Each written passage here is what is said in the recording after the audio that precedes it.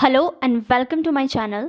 आज की इस वीडियो में हम पढ़ने वाले हैं fundamental of English grammar. Means हम जब भी कोई भी लैंग्वेज सीखते हैं तो सबसे पहले हम उसके अल्फ़ाबेट्स सीखते हैं। Alphabets ABCDE up to Z। I talk about English. Alphabets में मास्टरी हासिल कर लेने के बाद हम सीखते हैं वर्ड्स बनाना, मतलब दो या दो से ज़्यादा अल्फ़ाबेट या लेटर्स को जोड़ के एक मीनिंगफुल वर्ड बनाना। वर्ड होता है collection of letters that is meaningful. तो हम वर्ड्स बनाना सीखते हैं। फॉर एग्जाम्पल A और S मिलके बनता है एज, O और F मिलके बनता है ऑफ। इसी तरह से CAT cat, RAT rat etcetera. जब हम वर्ड्स पे भी मास्टरी गेन कर लेते हैं, हम उसके मास्टर बन जाते हैं, तो फिर बारी आती है सेंटेंसेस सीखने की। And friends, I am pretty sure कि सभी को लेटर्स A to Z आते हैं, वर्ड्स बनाने भी आते हैं, वर्ड्स की नॉलेज भी है। अब प्रॉब्लम आती है सेंटेंसेस में कि हम सेंटेंसेस कैसे फ्रेम करें। तो इसी के लिए होते हैं पार्ट्स ऑफ स्पीच। तो आज हम वही सीखेंगे इस वीडियो के माध्यम से कि सेंटेंस हम कैसे बनाएं विच इज ग्रामेटिकली करेक्ट। तो सबसे पहले जब भी हम सेंटेंस की बात करते हैं तो sentences are the collection of words. For example, Mohit is a very good boy. अब इस सेंटेंस में मोहित नाउन है, is verb, a article, very adverb, good adjective and boy noun. अब मुझे कैसे पता चला कि मोहित नाउन है, इज वर्ब है, वेरी एडवर्ब है? तो इसे हम सीखते हैं पार्ट्स ऑफ स्पीच के माध्यम से। सो फ्रेंड्स, आज हम पार्ट्स ऑफ स्पीचेस सीख रहे हैं। पार्ट्स ऑफ स्पीच मतलब सेंटेंस के पार्ट्स। सेंटेंस में जो जो वर्ड्स आते हैं उनके कुछ नाम होते हैं। जैसे मोहित है, उसको नाउन कहा जाएगा, इज है, उसे वर्ब कहा जाएगा। इन्हीं पार्ट्स ऑफ स्पीचेस को 8 कैटेगरी में डिवाइड किया गया है। The first one is noun. Now what are nouns? Nouns are the naming words. Name of people, place, things, ideas और कॉन्सेप्ट। मतलब हर एक वो चीज़ जिसका हमें नाम पता है उसे हम नाउन कहते हैं। For example, car, Rahul, teacher, Rohan, school, house, table, fan, blackboard, chalk, chair. Means everything that we know by its name is called noun. So noun are the naming words. अब अगर इसे एक एग्जाम्पल के माध्यम से समझें तो for example, Rahul owns the fastest car. अब इस सेंटेंस में किसी इंसान का नाम और किसी थिंग का नाम दिया गया है। Rahul is the name of a person, मतलब किसी इंसान का नाम है, तो राहुल नाउन है। Rahul owns the fastest car, car किसी चीज का नाम है, तो कार और राहुल इस सेंटेंस में 2 नाउन दिए गए हैं। Another example, they decided to buy the house. अब इसमें अगर हम नेमिंग वर्ड की बात करें तो वो है हाउस। हम किसी घर की बात कर रहे हैं। They decided to buy the house, तो हाउस क्या हुआ? Noun. I reached school on time. I reached school on time. अब यहाँ पे प्लेस की बात दी गई है। प्लेस कौन सा है? स्कूल। तो ऑल द नेमिंग वर्ड्स, हर एक वो चीज़ जिसे हम उसके नाम से जानते हैं उसे नाउन कहते हैं। हर एक वो इंसान, चीज़, जगह या कोई आइडिया और कॉन्सेप्ट जिसे हम नाम से जानते हैं उसे हम नाउन कहते हैं। Next part of speech is pronoun. Pronouns are the replacing nouns. Means pronouns are the words that replace the noun. मतलब प्रोनाउन ऐसे वर्ड्स होते हैं जो नाउन की जगह पे यूज़ किए जा सकते हैं। फॉर एग्जाम्पल, अगर मैं कहूँ कि Priya is my best friend, Priya is very beautiful, Priya is a good player, Priya is honest.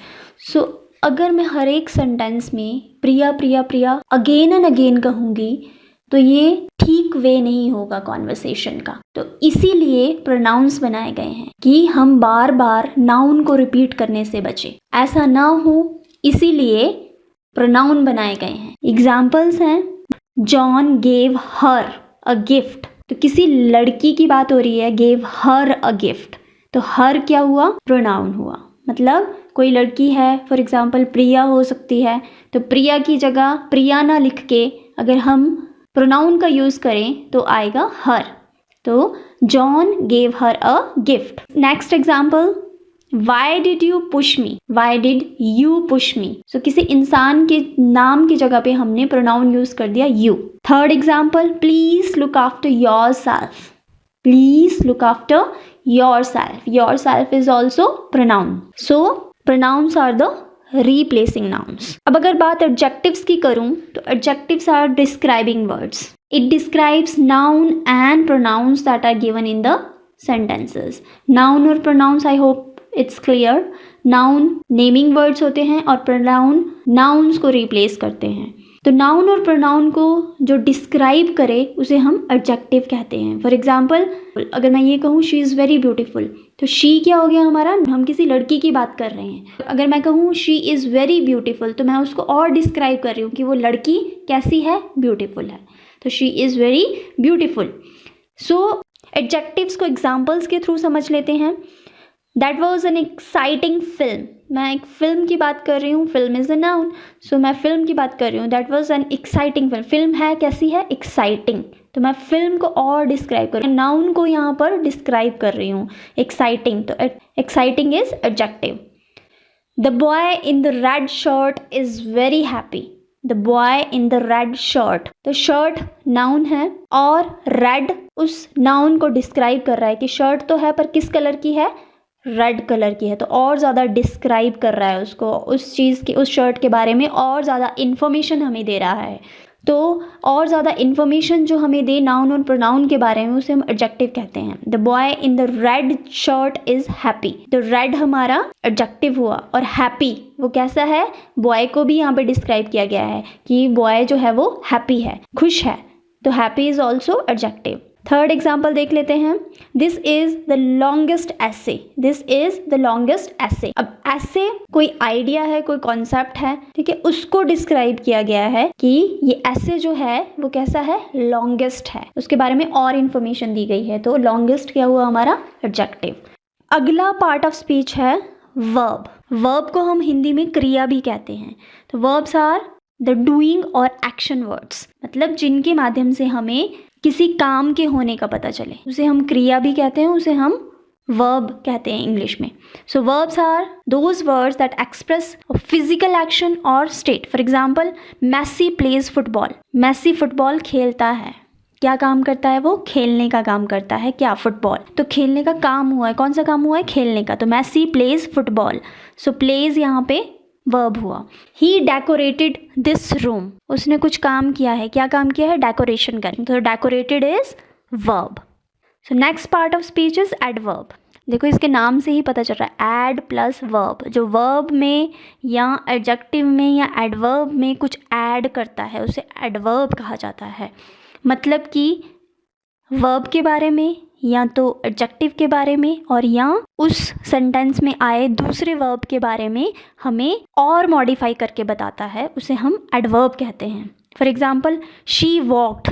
अब वॉक्ड क्या हुआ, कुछ काम हुआ है यहाँ पे, जहाँ पे काम होता है उसे वर्ब कहते हैं. तो she walked slowly. Walked is verb. तो वर्ब को यहाँ पे मॉडिफाई किया गया है कि शी वॉक्ड, वो चली कैसे, स्लोली. तो स्लोली क्या है हमारा, adverb. Another example, she is extremely beautiful. अब ब्यूटीफुल क्या हुआ, एडजेक्टिव. किसी की विशेषता हम बता रहे हैं, किसी नाउन की विशेषता. She is beautiful. ब्यूटीफुल है हमारा एडजेक्टिव. तो एडजेक्टिव्स को और ज़्यादा मॉडिफाई कर दिया, एक्सट्रीमली, बहुत ज़्यादा ब्यूटीफुल है. तो एक्सट्रीमली हमारा एडवर्ब हुआ. She is extremely beautiful. Other example, the police arrived very quickly. अब क्विकली जो है वो हमारा एडवर्ब है. पुलिस अराइव्ड, अराइव्ड वर्ब को ये मॉडिफाई कर रहा है क्विकली, और क्विकली को भी मॉडिफाई कर रहा है वेरी. तो वेरी और क्विकली दोनों इस सेंटेंस में एडवर्ब का काम कर रहे हैं. अब अगर दूसरे पार्ट्स ऑफ स्पीच की बात करें तो है propositions. Propositions shows relationship of a word and phrase. हमारे सेंटेंस में जो भी वर्ड्स दिए हैं या फ्रेजेस दी गई है तो उनके बीच में रिलेशनशिप्स को बताता है प्रपोजिशन. ये रिलेशनशिप बताता है of one noun to another noun, one noun to pronoun. So it is showing the relationship of words and phrases. For example the book is on the table, तो book और table का relationship बताया गया है कि book जो है वो टेबल के कॉन्टेक्स्ट में कहाँ पे है, तो book is on the table. He went into the room, वह गया कहाँ गया, into the room. I am against dowry, I am against dowry, so this is preposition। Next part of speech है conjunction. Conjunctions are the joining words.